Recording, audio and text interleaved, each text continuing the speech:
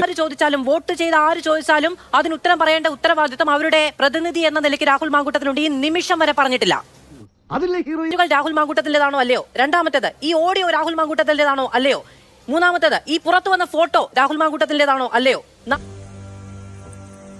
നാലാമത്തേത്, ഈ ചാറ്റിന്റെ ഉള്ളടക്കം തന്റേതാണോ അല്ലയോ? ഈ ചാറ്റിൽ പറഞ്ഞിരിക്കുന്ന ഉള്ളടക്കം രാഹുൽ പറഞ്ഞതാണോ അല്ലയോ? അത് മാനിപ്പുലേറ്റഡ് ആണോ, നിർമ്മിതമാണോ? പിന്നെ ഏറ്റവും അവസാനത്തതും ഏറ്റവും പ്രധാനപ്പെട്ടതും, അതിനുള്ളിലുള്ള ഭീഷണി, അതിനുള്ളിൽ കൊന്നുകളയുമെന്നും അതിനുള്ളിൽ ഇല്ലാതാക്കും എന്നും പറയുന്ന ഭീഷണി ഈ നാട്ടിലെ ഒരു ജനപ്രതിനിധിയുടേതാണോ? എനിക്ക് അങ്ങ് അതിലൊക്കെ ക്ലാരിറ്റി വരുത്തിയ ഒരു മറുപടി തരുമെന്നാണ് ഞാൻ വിചാരിച്ചത്. പക്ഷെ അങ്ങ് ആദ്യം തന്നെ ചരിത്രത്തിലേക്ക് പോയത് മറുപടി പറയാം. നിങ്ങളുടെ ഒരു ചോദ്യത്തിൽ നിന്നും ഒഴിഞ്ഞു മാറുന്ന പ്രശ്നമില്ല. ഞങ്ങളെ സംബന്ധിച്ചിടത്തോളം വളരെ കൃത്യമായ ഒരു നിലപാടുള്ളതുകൊണ്ടാണത്. ഞാൻ പറഞ്ഞില്ലല്ലോ, പറഞ്ഞുതരാം. ഇത്തരം കാര്യങ്ങൾ നടന്നിട്ടുണ്ടോ, നടന്നതിന്റെ വിശദാംശങ്ങൾ എന്തൊക്കെയാണെന്ന് പറയാൻ ഞാൻ ആധികാരികമായിട്ട് ചുമതലപ്പെട്ട ആളല്ല. നിനക്ക് കാര്യങ്ങൾ മനസ്സിലായില്ലേ? മനസ്സിലായി, ഉടായിപ്പല്ലേ? ഞാൻ ആധികാരികമായിട്ട് ചുമതലപ്പെട്ട ആളല്ല. നിങ്ങൾ ഈ പറഞ്ഞ നിങ്ങളുടെ ഈ സാങ്കത്യവും നിങ്ങളുടെ ഒരു അന്തർഗതവും നിങ്ങളുടെ ഒരു വൈകാരികതയും ഒക്കെ ഉൾക്കൊള്ളുന്ന അഭിസംബോധന ചെയ്യുന്ന തീരുമാനമെടുക്കാൻ പ്രാപ്തമായ ഒരു പാർട്ടിയാണ് കോൺഗ്രസ്. സംശയിക്കരുത്. അങ്ങനെ തോന്നുന്നില്ല. ദിവസമായി ഞാൻ സഹിക്കുന്നു. ക്ഷമയ്ക്കൊരു അതിരുണ്ട്. അയ്യോ, നിന്നെ എങ്ങനെ ഞാനത് പറഞ്ഞു വിശ്വസിപ്പിക്കും? നിങ്ങൾ കാണാൻ പോകുന്ന പൂരം ഞാൻ പറഞ്ഞറിയിക്കുന്നില്ല. അല്ലെ, പൂരം കാണാൻ വേണ്ടിയല്ല നാട്ടുകാർ വോട്ട് ചെയ്ത് വിജയിപ്പിക്കുന്നത്. പൂരം കാണാനല്ല നാട്ടുകാർ വോട്ട് ചെയ്ത് വിജയിപ്പിക്കുന്നത്. ഏതെങ്കിലും കോൺഗ്രസ് മനസ്സിലാക്കിയിട്ടുണ്ട്. ഇവൻ ഈ കുമ്പളങ്ങാമുറൻ ചെക്കൻ ഒരു സുഖമില്ലാത്ത കുട്ടിയാ. വിവരക്കേട് വിളിച്ചു പറയും. സമ്മർദ്ദത്തിനൊടുവിൽ രാജി തുടങ്ങിയ ഒരുപാട് ഇത് വരികയാണ്. അതിനുശേഷം അദ്ദേഹത്തിന് അതിനാടകീയമായ ഏതാണ്ട് അരമണിക്കൂർ നീണ്ടു നിൽക്കുന്ന ഈ പ്രസംഗത്തിന് ശേഷം അതിന്റെ ഭാഷ മാറുകയാണ്. രാജി പ്രഖ്യാപിച്ച് രാഹുൽ മാങ്കൂട്ടത്തിൽ. ഡിപ്പാർട്ട്മെന്റിന്റെ ഇമേജിനെ തന്നെ ബാധിക്കില്ലേ? പിന്നെ ഇപ്പൊ കൊട്ടക്കണക്കിന് ഇമേജ് അല്ലേ കൊണ്ട് തന്നിരിക്കുന്നത്. ഇഡിയറ്റ്. എന്നെ രാജിവെച്ച് രാഹുൽ മാങ്കൂട്ടത്തിൽ, അതായത് ആ നിമിഷം സ്വന്തമാക്കാൻ കഴിയുന്ന പരമാവധി പ്രിവിലേജ് ആ നിമിഷം കൊണ്ട് ഉണ്ടാക്കിയെടുക്കുകയാണ്. അതാണ് എന്റെ മിടുക്ക്. ഞാൻ എന്റെ ഇഷ്ടത്തിനാണ് രാജിവെക്കുന്നത് എന്നുള്ളത്. ഒരു ചോദ്യങ്ങളെയും അഭിമുഖീകരിക്കാൻ ഇടവരുത്താതെ, അതായത് അവനവന് നേരെ ചൂണ്ടപ്പെടാവുന്ന ഒരു വിരലിനെയും അഭിമുഖീകരിക്കാൻ ഇടവരാതെ എങ്ങനെയാണ് ഒരാൾക്ക് ഇത്രയും പ്രിവിലേജ്, ഇത്രയും ആരോപണങ്ങൾക്കിടയിൽ ഉണ്ടാവുന്നത്? പിന്നെ ഈ വിഷയം പുറത്തേക്ക് വരുന്നു, നിരവധിയായ വിഷയം പുറത്തേക്ക് വരുന്നു, അനവധിയായ വിഷയം പുറത്തേക്ക് വരാതെ ഇരിക്കുന്നു. അങ്ങനെയുള്ള ഈ സമയത്ത് ഇവരെന്താ പറഞ്ഞത്? യൂത്ത് കോൺഗ്രസിൽ നിന്ന് 24 മണിക്കൂറിനകം സംഘടനയിൽ നിന്ന് മാറ്റി. എന്താ കാര്യം? എന്താ കാര്യം? ഇവരുടെ സംഘടനയ്ക്ക് വേണ്ടാത്ത ആളെ പാലക്കാട് ജനം പേറിക്കൊള്ളണം, കേരളം അത് അംഗീകരിച്ചോളണം എന്നാണോ ഇവർ പറയുന്നത്? ഇതേതാണ്ട് എലിക്കണിയിൽ സൂന വെട്ടതുപോലെ. സൂനോട്ട് എടുക്കാനും പറ്റില്ല, കെണി ചുമന്നുകൊണ്ട് നടക്കുകയും ചെയ്യണം. ഇദ്ദേഹത്തിന്റെ സൂക്കേട് എന്ന് പറയപ്പെടുന്നത് ഒരു അസുഖം കൂടിയാണ്. ആ സൂക്കേട് പ്രേമത്തിന്റെ ആരാധകനായ ഒരു വികാര ജീവിയാണ്. ആ സൂക്കേടുള്ള 2 പേരാണ് ഇപ്പോൾ പ്രമുഖരായിട്ട് കേരളത്തിലുള്ളത്. ഒന്ന് വിയ്യൂർ ജയിലിൽ കിടക്കുന്നുണ്ട്, ഒരാൾ നിയമസഭയിൽ ഇരിക്കുന്നുണ്ട്. ഒരുത്തന്റെ പേര് ഗോവിന്ദച്ചാമിയും മറ്റൊരുത്തന്റെ പേര് രാഹുൽ മാങ്കൂട്ടത്തിൽ എന്നുമാണ്. ഈ 2 പേർക്കും ഒരേ സൂക്കേടാ. ആ സൂക്കേട് ഉള്ള ആൾക്ക് പറ്റിയ പണിയല്ല ജനപ്രതിനിധിയാവുക എന്ന് പറയപ്പെടുന്നത്. ആ തീരുമാനമെടുക്കേണ്ടത് ഇവിടുത്തെ ജനങ്ങളാണ്. ജനപ്രതിനിധിക്ക് ഉത്തരവാദിത്തമുണ്ട്. ധാർമ്മികത എന്ന് പറയപ്പെടുന്ന പദത്തിന്റെ അർത്ഥം കൃത്യമായി മനസ്സിലാക്കുന്ന പാർട്ടിയാണ് കോൺഗ്രസ് എന്നുണ്ടെങ്കിൽ, കോൺഗ്രസ് യൂത്ത് കോൺഗ്രസിന്റെ പ്രസിഡന്റ് സ്ഥാനത്തല്ല അവർ പുറത്താക്കേണ്ടത്, പകരം MLA സ്ഥാനത്ത് നിന്ന് അദ്ദേഹത്തിനെ പുറത്താക്കണം. കാരണം ഞാൻ കോൺഗ്രസിന്റെ പ്രസിഡന്റ് സ്ഥാനത്തിൽ നിന്ന് ഈ വ്യക്തിയെ ടിയാനെ പുറത്താക്കുന്ന സമയത്ത്, രാഹുലിനെ പുറത്താക്കുന്ന സമയത്ത് യൂത്ത് കോൺഗ്രസ് അത് കൃത്യമായി അഡ്രസ് ചെയ്തല്ലോ. കോൺഗ്രസ് പാർട്ടി അത് അംഗീകരിച്ചല്ലോ. ഇദ്ദേഹം ഈ വിഷയത്തിൽ ആരോപിതനാണ് എന്നും ആ ആരോപിച്ച വിഷയം യാഥാർത്ഥ്യമാണ് എന്ന് അവർക്ക് മനസ്സിലാകാതെ വെറുതെ അവരവരുടെ നേതാവിനെ എടുത്ത് പുറത്തേക്കിടില്ലല്ലോ. എന്താ സത്യമല്ലേ? ഇതൊക്കെ അവിടെ നടന്നതല്ലേ? അപ്പോൾ ഈ ഒരു കാര്യം അവർക്ക് വളരെ വ്യക്തമായതിന്റെ അടിസ്ഥാനത്തിലാണ് അവർ അവരുടെ പാർട്ടിയിൽ നിന്ന് പുറത്താക്കിയത്. അങ്ങനെയാണെങ്കിൽ ആദ്യം ചെയ്യേണ്ടത് ജനപ്രതിനിധിയായി നിൽക്കുന്ന ഈ വ്യക്തി ആ നിയമസഭാംഗത്വം രാജിവെച്ച് ജനങ്ങളോട് ഉത്തരവാദിത്തം കാണിക്കേണ്ടതല്ല.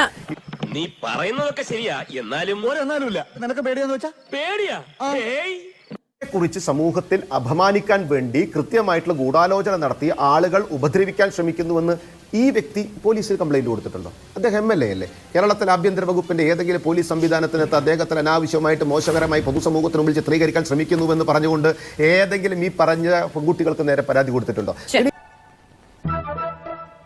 പരാതി കൊടുക്കാത്ത ആളുകളുടെ വിഷയം ഉന്നയിച്ചപ്പോൾ രാജിവെപ്പിക്കാൻ കോൺഗ്രസ് തയ്യാറായി എങ്കിൽ, ആ പരാതി ഇല്ല, ശരിയല്ല എങ്കിൽ അവർക്ക് നേരെ പരാതി കൊടുക്കാനുള്ള ഉത്തരവാദിത്തം MLAക്ക് അറിയില്ലേ? MLA അത് വലിയൊരു പോയിന്റ് അല്ലടോ. പഠനം അറിയാത്ത വ്യക്തിയാ. അപ്പൊ ഇതൊക്കെ അംഗീകരിച്ചുകൊണ്ടാണല്ലോ അയാൾ കോൺഗ്രസിൽ നിന്ന് പുറത്തു പോയത്, അയാൾ സ്ഥാനം രാജിവെച്ചത്.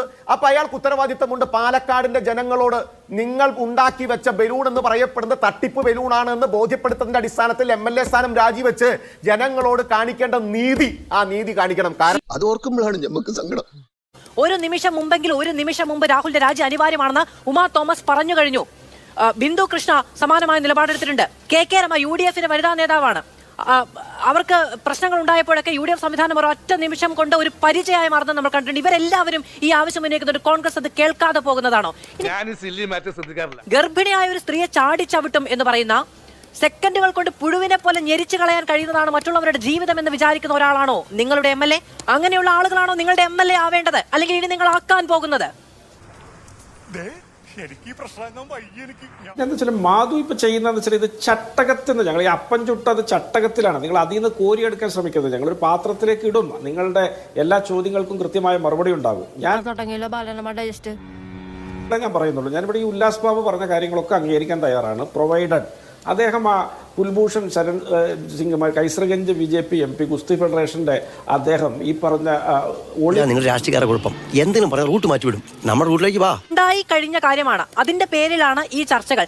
നിങ്ങൾ ഈ പറയുന്ന ദീർഘമായ വരികൾ കൊണ്ട് മറച്ചു വെക്കാൻ കഴിയുന്നതിനപ്പുറത്ത് വളരെ പ്രകടമായി അത് സംഭവിച്ചു കഴിഞ്ഞിരിക്കുന്നു. പൊന്നു മനുഷ്യ, നിങ്ങൾക്ക് എന്തിന്റെ കേടാ? ഇവിടെ വേറെ പ്രശ്നമില്ലാത്തതാണ് നിങ്ങൾ പഞ്ചാബിലേക്ക് പോയത്. ഞാൻ അങ്ങോട്ട് ചോദിച്ചെന്താ, നിങ്ങളുടെ വനിതാ നേതാക്കൾ ഉമാ തോമസ് അടക്കമുള്ളവർ, ബിന്ദു കൃഷ്ണ അടക്കമുള്ളവർ, KK രമ അടക്കമുള്ളവർക്ക് രാജിവെക്കണമെന്ന ബോധ്യം ഉണ്ടാകുന്നത് വിശദമായി പഠിച്ചിട്ടല്ലേ? കൃത്യമായ രാഷ്ട്രീയ ബോധം കൊണ്ടല്ലേ? അത് പെണ്ണുങ്ങൾക്ക് വല്ല രാഷ്ട്രീയ ബോധ്യക്കുറവുമുണ്ട് എന്ന് നിങ്ങൾ വിചാരിക്കുന്നുണ്ടോ? ഈ വിഷയത്തിൽ ആനി രാജ മുകേഷിന്റെ രാജി ആവശ്യപ്പെട്ട സമയത്ത് അങ്ങ് എന്താണ് CPM-നെതിരെ ചോദിച്ച ചോദ്യം? അവിടുത്തെ വനിതാ നേതാക്കൾക്ക് ബോധ്യമുണ്ടല്ലോ എന്നല്ലേ? ബൃന്ദാക്കാരായിട്ട് വിമർശനം ഉന്നയിച്ച സമയത്ത് അവിടുത്തെ വനിതാ രാഷ്ട്രീയ നേതാക്കൾക്ക് ബോധ്യമുണ്ടായിട്ടില്ലേ അവർ ചോദിക്കുന്നതെന്ന് കോൺഗ്രസ് ചോദിച്ചില്ലേ? ഇപ്പൊ 5-6 പ്രാവശ്യം ഞാൻ ചിലപ്പോ പറഞ്ഞു കാണും. അതെ, കോൺഗ്രസിന് നിങ്ങളുടെ വനിതാ നേതാക്കളുടെ വാക്കിന് വിലയില്ലാതെ പോയോ? മാധു, ഇവിടെ എല്ലാ വനിതാ നേതാക്കളുടെ വാക്കിനും വിലയുണ്ട്, എല്ലാ വനിതാ പ്രവർത്തകരുടെ വാക്കിനും വിലയുണ്ട്. കേരളത്തിലെ കോൺഗ്രസ് ഇതര വനിതകളുടെ വാക്കിനും കോൺഗ്രസ് പാർട്ടിക്കകത്ത് വിലയുണ്ട്. അതിനകത്തൊന്നും യാതൊരു തർക്കവുമില്ല. ഞാൻ ഇതാണ് അതെ, എന്താ കുഴപ്പം? ഇവിടെ എനിക്കും ഈ വിഷയത്തിൽ വളരെ കൃത്യമായ നിലപാടുണ്ട്. ഞാനത് പ്രകടിപ്പിക്കേണ്ട ഇടങ്ങളിൽ പ്രകടിപ്പിച്ചിട്ടുണ്ട്. പക്ഷേ ഒരു ചാനൽ വന്നിരുന്ന് അത് പറയാനല്ല ഞാൻ വന്നിരിക്കുന്നത് എന്നുള്ളതുകൊണ്ട് ഞാനത് പറയേണ്ട കാര്യമില്ല. പിന്നെ ഈ വിഷയത്തിൽ പാർട്ടി എന്ത് നിലപാടെടുക്കുമെന്നുള്ളതിനെ കുറിച്ചും പിന്നെ ധാരണകളൊക്കെ ഉണ്ട്. പക്ഷെ അതൊന്നും ആധികാരികമായിട്ട് പറയാൻ ഞാൻ ആളല്ല. ആ ഈ സംഭവം ഉണ്ടായ സമയത്ത് KC വേണുഗോപാലോട് ഈ കാര്യം ചോദിച്ചാൽ വണ്ടി പോലും നിർത്തിയില്ല. വെയിറ്റ് ആൻഡ് സീ എന്നാണ് നിങ്ങളുടെ KPCC അധ്യക്ഷൻ പറഞ്ഞിരിക്കുന്നത്. മിണ്ടാനും മൂളാനും കൃത്യം തീരുമാനം എടുക്കാനുമുള്ളവർ ഒന്നും മിണ്ടുന്നില്ല. അതുകൊണ്ടാണ് ചോദിക്കുന്നത്. പിന്നെ എല്ലാത്തിനും ഞാൻ തന്നെ വന്നോന്ന് പറഞ്ഞ എങ്ങനെയാ? കൃത്യസമയത്ത് എന്ന് പറഞ്ഞാൽ കൃത്യസമയം എപ്പോ കണ്ടുപിടിക്കും? അല്ല മാധു, ഇത് നിങ്ങൾ പറയുന്ന ഒരു സമയത്ത് മിണ്ടണമെന്ന് നിങ്ങൾ ശഠിക്കാൻ പാടില്ല. പഠിക്കാൻ പറ്റും. നിങ്ങൾ എന്ന് പറയുന്നത് ഒരു ചാനലിലെയോ അതിന്റെ അവതാരകയോ ഒരു വ്യക്തിയോ അല്ല. നിങ്ങൾ എന്ന് നിങ്ങൾ വിരൽ ചൂണ്ടുന്നത് ഈ നാട്ടിലെ ജനങ്ങളെയാണ്. ഈ നാട്ടിലെ ജനങ്ങൾക്ക് ഈ സംഭവത്തിന്റെ വ്യക്തത എന്താണ് എന്ന് കൃത്യമായ ആദ്യത്തെ നിമിഷം സംശയലേശം തന്നെ അറിയാനുള്ള അവകാശമുണ്ട്. അത് വ്യക്തമാക്കാനുള്ള ഉത്തരവാദിത്തം പാർട്ടി ചിഹ്നം കൊടുത്ത് മത്സരിപ്പിച്ച കോൺഗ്രസിനുണ്ട്. നിങ്ങളോട് എനിക്കൊരു ദേഷ്യമില്ല. വിവരമില്ലായ്മ ഒരു കുറ്റമല്ലല്ലോ. അതെ, അല്ല, നിങ്ങൾ ഈ പറയുന്ന കാര്യങ്ങളിലൊക്കെ വളരെ കൃത്യമായ നിലപാട്, വളരെ വൈകാതെ കോൺഗ്രസ് അതിന്റെ നടപടിക്രമങ്ങൾ പൂർത്തിയാക്കി. ഇത് നിങ്ങളുടെ നേതാക്കൾക്ക് പറയാനറിയില്ലേ? വളരെ വൈകാതെ നടപടി ഉണ്ടാകും എന്ന് പറയാനറിയില്ലേ?